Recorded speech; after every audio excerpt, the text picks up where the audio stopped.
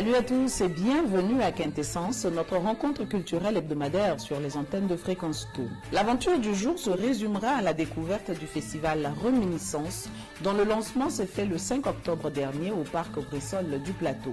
Plus de détails dans ce numéro de Quintessence pour lequel nous bénéficions de la collaboration de Chantal Karisha, à la technique Isaac Kofi, animation-réalisation Mariam Koulibaly Kouadiou. Toute l'équipe se joint à moi pour dédier ce programme à notre réalisatrice Germaine Yeo qui a donné naissance à de magnifiques jumeaux.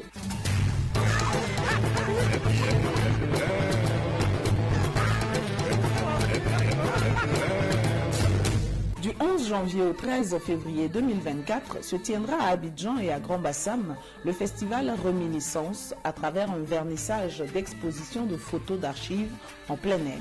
C'est un projet porté par le collectif Blagnan en collaboration avec Original Foundation et l'atelier Katielio. C'est une occasion pour explorer les mouvements artistiques qui ont façonné l'identité ivoirienne. Pendant le lancement de ce festival le 5 octobre, au parc Brissol au Plateau, les initiateurs ont donné des détails sur cette activité. Je m'appelle Stéphanie Soui, je suis la commissaire générale de cette exposition intitulée Perspective Dialogue Intergénérationnel, donc qui est portée par le collectif Blagnan en collaboration avec l'atelier Katielio et Original Foundation. L'exposition a pour but d'annoncer le festival Réminiscence qui est prévu du 11 janvier au 13 février au moment de la CAN culturelle, donc en amont de la CAN du foot. Et l'intérêt de faire cette exposition intitulée Perspective Dialogue Intergénérationnel, c'est de faire communiquer la nouvelle scène d'artistes avec l'ancienne scène d'artistes. Dans quel sens? La nouvelle scène en fait a été sélectionnée à l'issue d'un appel à candidature qu'on a passé au cours du mois de septembre qui a permis de sélectionner 5 artistes qui ont produit en fait une série de photos autour du thème qui est le miracle ivoirien. Et celle que j'appelle l'ancienne scène, ce sont toutes ces photos de fonds de collection d'architecture qui sont des réalisations architecturales qui ont été effectuées au moment du miracle ivoirien, donc de 1960 à 1980 à peu près. Le but en fait c'est de vraiment créer un dialogue entre les différentes générations sur toutes les questions de préservation de patrimoine, les questions d'héritage et décloisonner aussi l'art parce que en général ce type d'exposition ont lieu dans les galeries. C'est vrai que les galeries c'est bien mais tout le monde n'y a pas accès et très souvent le public en fait se sent un peu exclu de ce type d'initiative. Donc d'une part on a envie de montrer en fait tout ce qui a été réalisé en Côte d'Ivoire au moment du miracle ivoirien. Ça permet d'expliquer pourquoi Abidjan et la Côte d'Ivoire sont des zones, des places incontournables dans la sous-région et d'autre part c'est d'encourager la création artistique, la création culturelle dans notre pays aujourd'hui. Cette belle exposition que je vous invite tous à venir voir, elle va rester accrochée pendant au moins 2 semaines. Ensuite on verra si on peut faire une prolongation. Par la suite on a plutôt un volet social, éducatif et culturel où on va se rendre donc auprès d'associations à Yopougon, à Adjamé afin de sensibiliser des jeunes, majoritairement des jeunes filles à tout ce qui est métier culturel. Il y a des sessions de formation. Donc là on va vraiment plutôt essayer de ramener des jeunes en fait à s'intéresser à tous ces métiers de la culture et à leur proposer d'autres types d'orientation. Vous pouvez avoir tous les renseignements sur www.réminiscence-festival.com. Quintessence.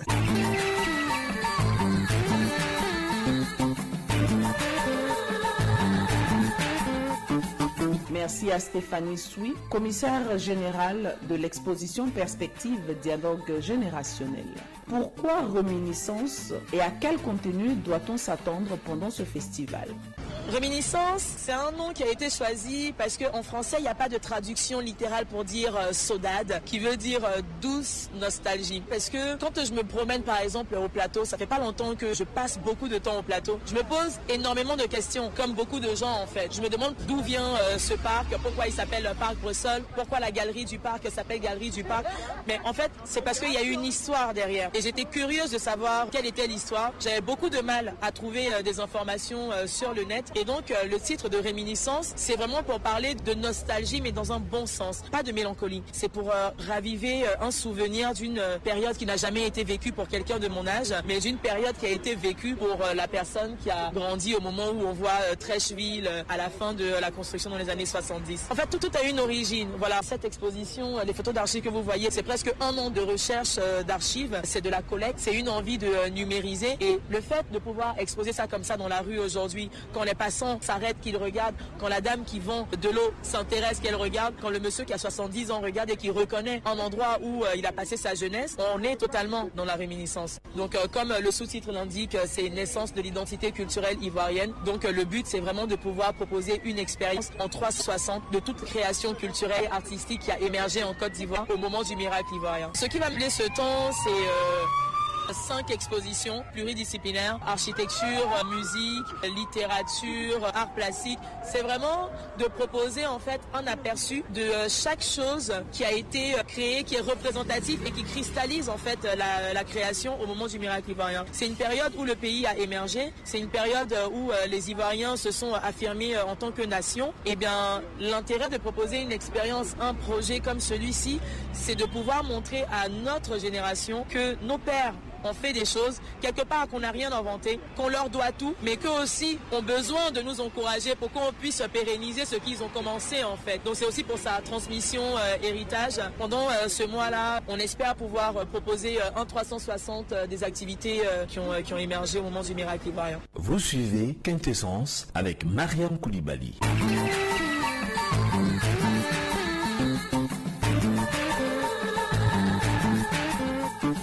À présent, avec Isabelle Zongo de la Original Foundation, nous allons recueillir des informations sur le contenu de l'exposition et les artistes qui y ont travaillé. Mais avant, présentez-nous s'il vous plaît cette fondation. Original Foundation, c'est la première fondation numérique de promotion des arts et cultures avec un focus sur l'Afrique. Alors l'exposition Perspective Dialogue intergénérationnel est composée de 2 parties. Une première série de photos d'archives sur architecturale sur la ville d'Abidjan. Et une deuxième partie, ce sont des œuvres de jeunes talents qui ont été sélectionnées sur la base d'un concours. Au niveau des œuvres d'architecture, ce sont des photos de Louis Normand qui ont été prises dans des bases de données de photos, DLM Architecture notamment, et Côte d'Ivoire, si je ne me trompe pas. Du coup, l'idée était de pouvoir identifier des monuments historiques qui ont contribué en fait à développer cette image du miracle ivoirien en fait, avec des éléments iconiques. Donc on a des photos de l'aérogare d'Abidjan, de la première pose de la pile du pont de Gaulle, le quartier Arras de Treichville, ou encore les premières estrades du stade Félix Houphouët-Boigny sont mis en perspective avec des photos de jeunes talents qui ont été identifiés à travers un concours photo qui a été lancé en ligne. Et donc on a des jeunes talents contemporains qui nous ont présenté aussi eux leur vision de ce miracle ivoirien avec leurs yeux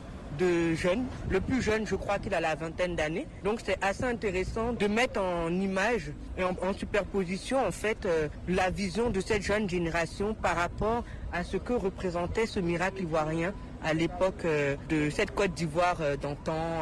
Donc c'était un peu ça l'idée. Donc confronter ce dialogue, susciter ce dialogue, de poser un regard sur le monde contemporain qui nous entoure. Inviter du coup les Ivoiriens aussi à s'approprier ce dialogue parce que c'est vraiment dans la rue, sur les grilles du parc Bresson.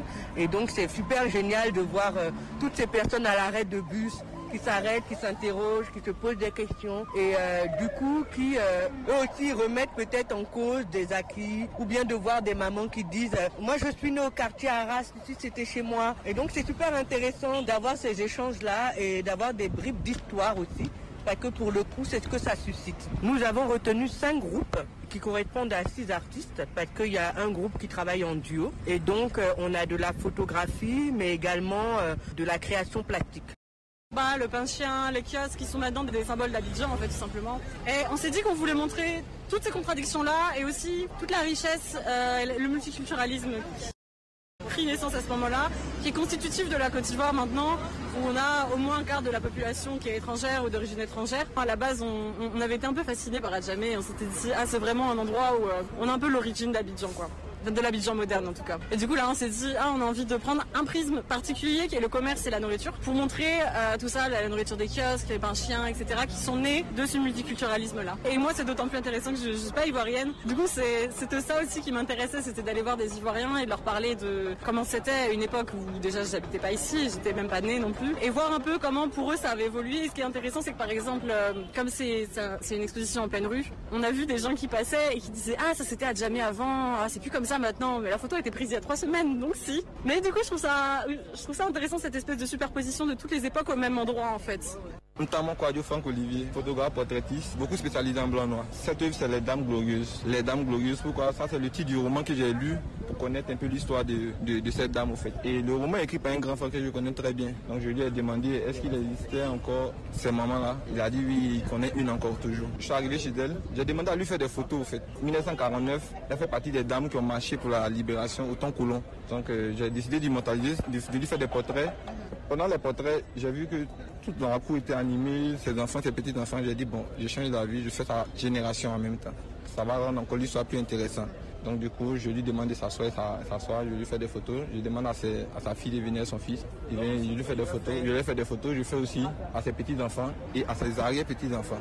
L'idée de montrer un peu, même si elle n'est pas riche en ayant des grandes maisons, une belle voiture, mais ça c'est une grande richesse aussi. Quintessence.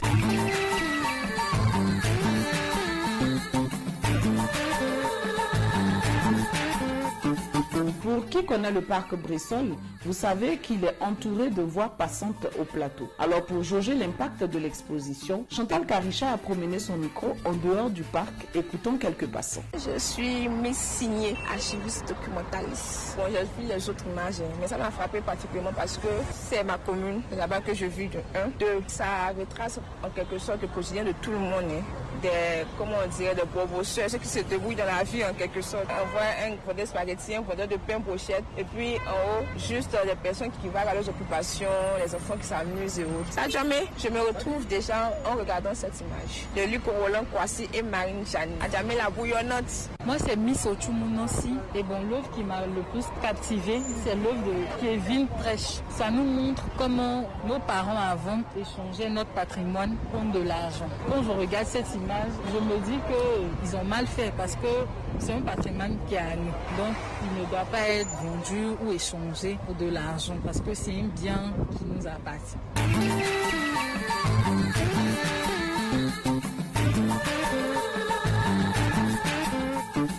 Le festival Réminiscence se présente donc comme une célébration et une commémoration du miracle ivoirien dans toute sa pluralité. Le miracle ivoirien, marqué par une croissance économique impressionnante et un essor culturel remarquable, fait référence à la période de l'indépendance jusqu'à la fin des années 80. Cette époque qui a vu naître des icônes culturelles et politiques majeures et des transformations significatives dans la société continue de résonner dans la mémoire collective.